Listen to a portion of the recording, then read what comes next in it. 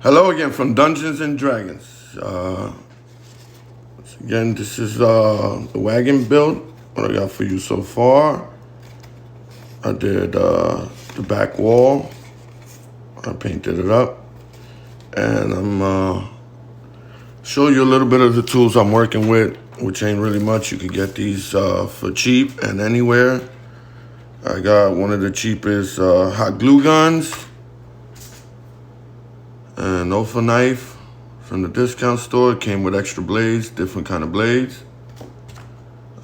Pencil to trace out whatever you're doing.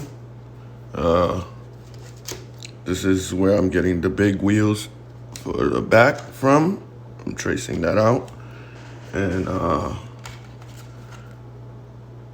this pirate coin is for the smaller wheels. As you can see, I already pre-traced the wheels I'm gonna need. Some sandpaper for sanding down the rough edges when you cut it. Even with a clean knife, you know, you're cutting round, it's not the same like cutting a square or something. So I kind of sand it down. I don't take off the paper because these are wagon wheels and I want them as sturdy as possible. So I really don't take off the paper.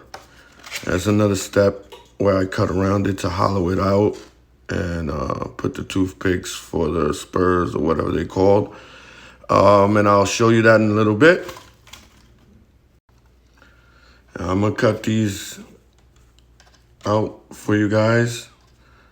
You know, I'll try to show you my method, which ain't nothing. I just start at one point like this and just slowly go around and around and around.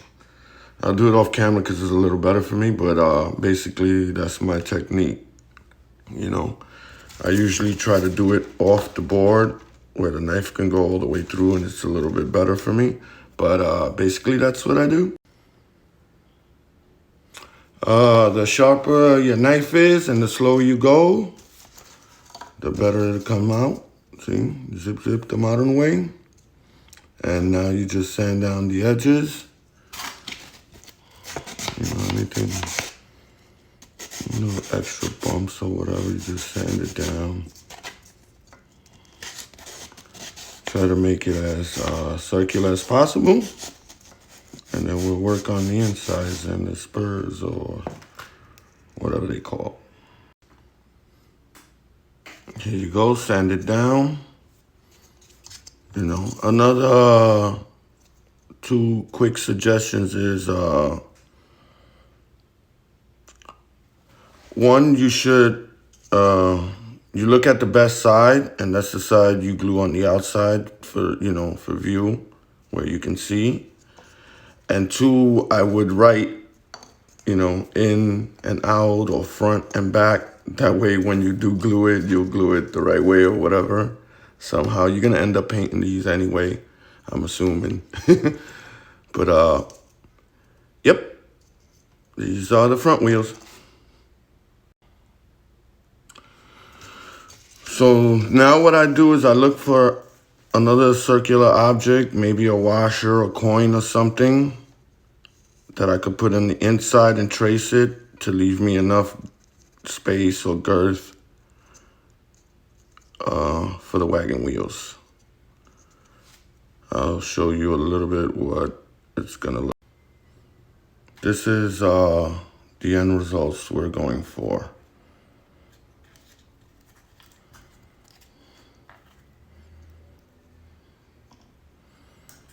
I mean, there's another way you can do it. You can make this one solid piece of wood and put two wood beams, like to simulate it's holding the wood together, or a square plank to hold the whole wheel and the axle together. But I kind of like the detail in this form of wagon wheel. Let me show you a little bit what. So you can make just the wheel like this, which is a lot easier, But I kind of like the spokes a lot better. And if you do it with white glue, Elmer's glue, you know, you see you get a lot less of these little whizzy hot glue things.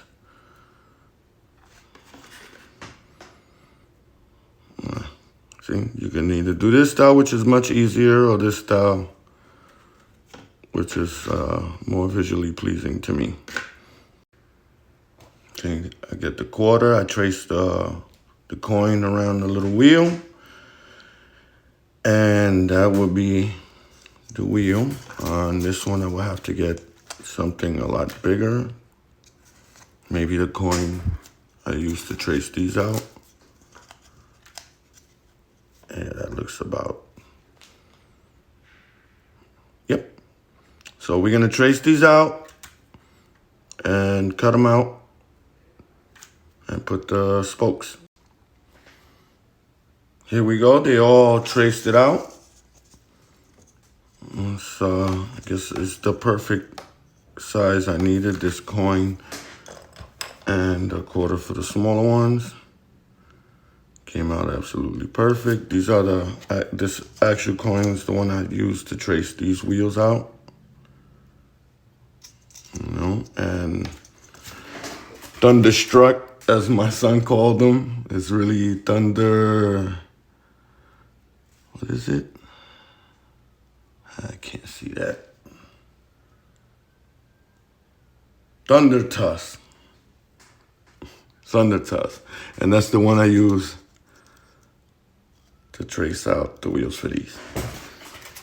But anyway, we're gonna cut these out and we'll be right back to see the results of that.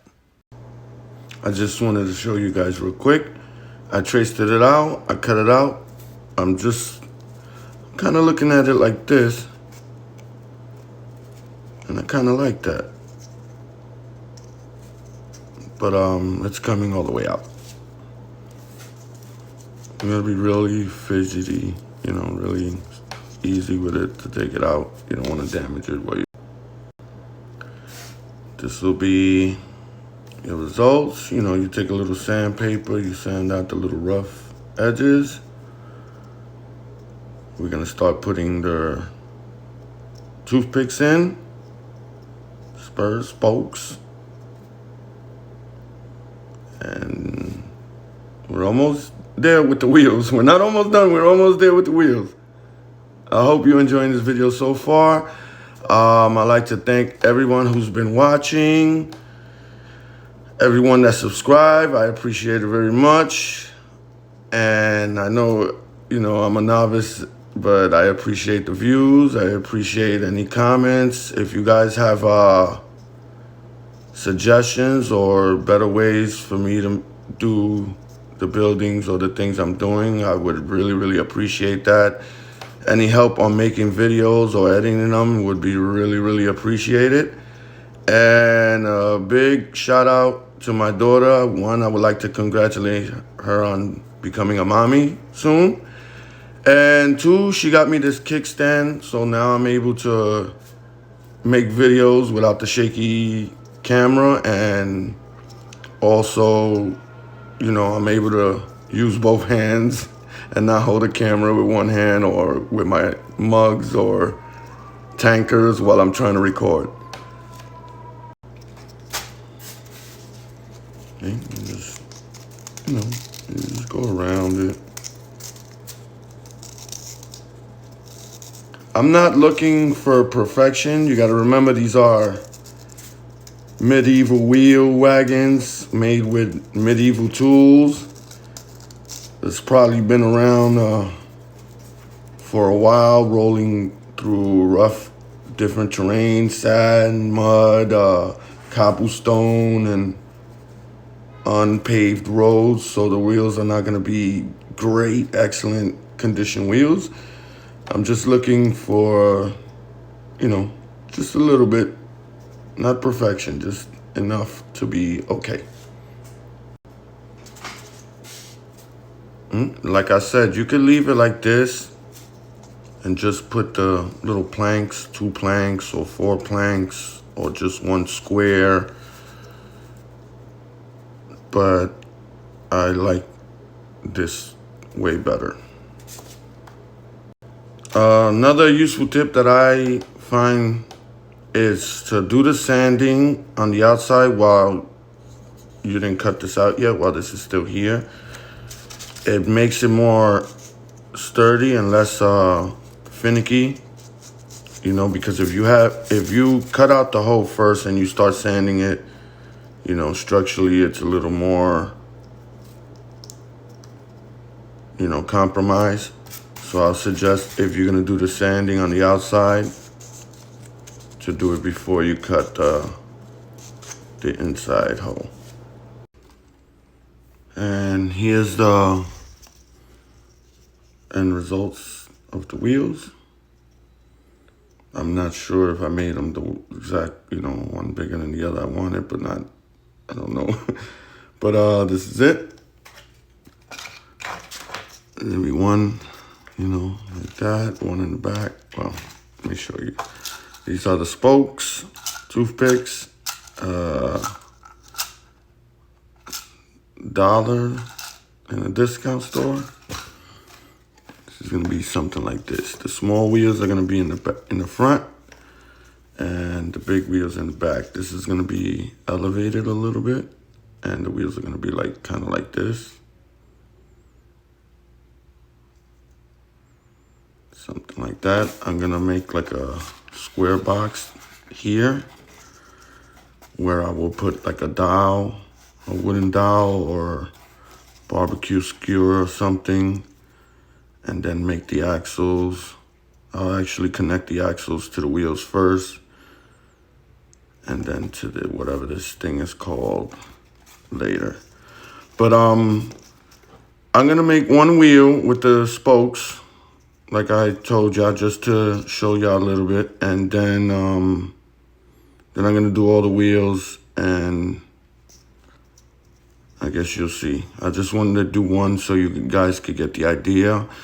I don't want to make a crazy long video. I really don't know how to edit. I'm still recording from my iPhone, which really sucks. I don't know why people like iPhones so much, but yeah, at least I don't have to hold the phone anymore. So I'm gonna do this wheel with the spokes, show y'all, then I'm gonna do the rest, and I guess maybe do another video later on when it's a little more complete. I just wanted to show you guys. I love to detail the wood, even though you're not really gonna see it. I mean, like I said, I'm gonna make the top detachable, so at least you could put minis in there and look from the top, I guess. I'll have to do something about this little gap there, but yeah, and the wood details, now that I have a little camera that I don't have to hold with one of my hands or something, I carve this out, you know, the lines. I make a whole long line with an alpha knife, and then I start sectioning it out. I never want these two to meet, you know. That's why I make one over here, one over there. And these is little holes I do with push pins. And the little edging of the wood or carving or details, I do it with a pencil. And for the planks, once I go over it with an alpha knife, box cutter, or whatever you want to call it, I go over it with a pencil to give it depth. First I go like this, I make sure I don't go too deep, and then I do it at an angle in both sides, just to give it a little more detail. You know, I angle the pencil at a 90, 40 degrees, whatever you want to call it, and both sides, and that's how I get that kind of accomplished. I mean, I've seen a lot of content creators do it with metal wires and different ways. I've been doing it with the pencil, and I like the results. I try to do knots like in the wood. Like you see some of the woods, I try to do like little knots or little things. And so, you know, I try to do them different ways. If I do this one up, I'll try to do the next one down to just give it different varieties. I didn't do no wood edging here because here it's going to get something like this. You know, they go the shaky hands, you know. I was thinking of using these, but since I got to make it curve, I'm going to use foam board.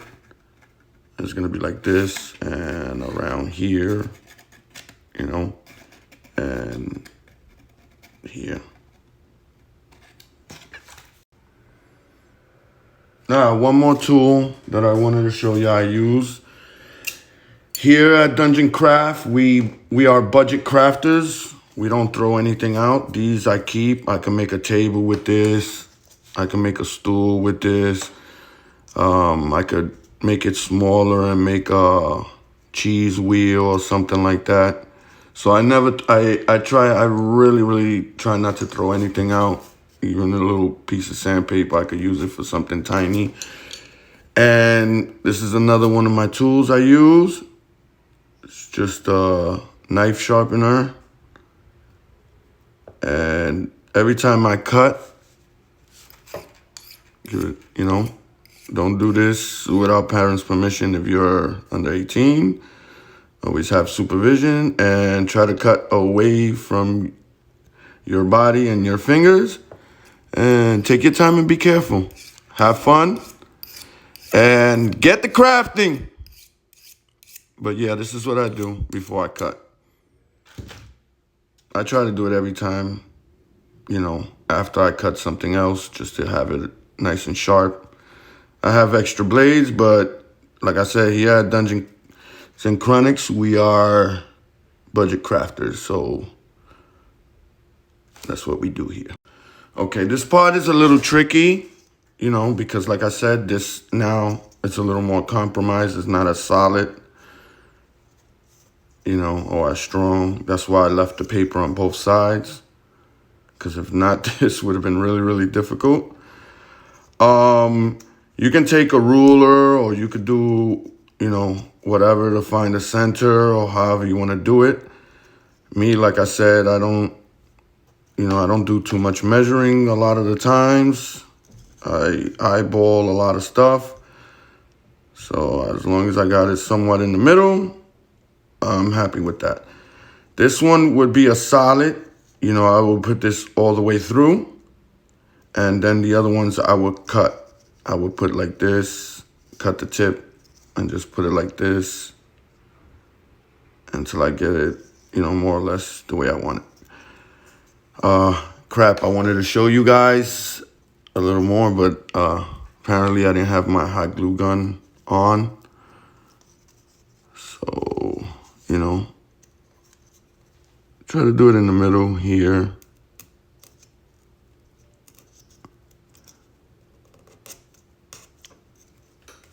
You know, try to keep it as even as you can. I'm glad you guys could see, because I didn't know. I'm not really paying attention to the camera. So I don't know if you guys can see or not. Yeah, okay, you guys can see. All right. I like to push it all the way through. Leave it like that. I'll cut this off at the ends. And that's your... I don't think it's as even as it can be, but I'm not... Like I said, I don't worry about perfection over here either. Any errors or little mistakes just make it that much more believable. I don't know. Real, I don't know. Okay. And then, like I said, what I start doing is, you know, every so often I would go like this. You know, I cut off the points before I do this, but I'm just giving y'all a little, you know, so y'all guys could get, you know, and you go all the way around.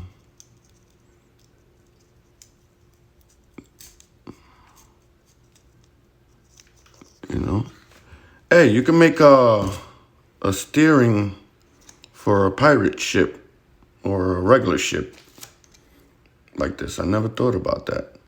I'm gonna do that for the ship I got and that I made from Creative Moms. I don't have a steerer or whatever you call these things.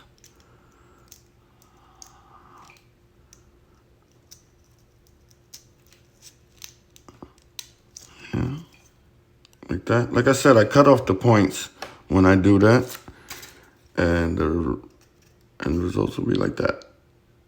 Yeah. Okay, I'm gonna stop the video here.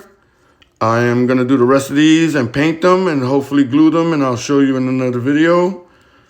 Like I said, I'm not a great crafter, and I'm definitely not a great videographer and video editor. I don't have no apps or camera or anything like that. I'm trying my best. I hope you guys enjoyed. Thank you a lot for watching.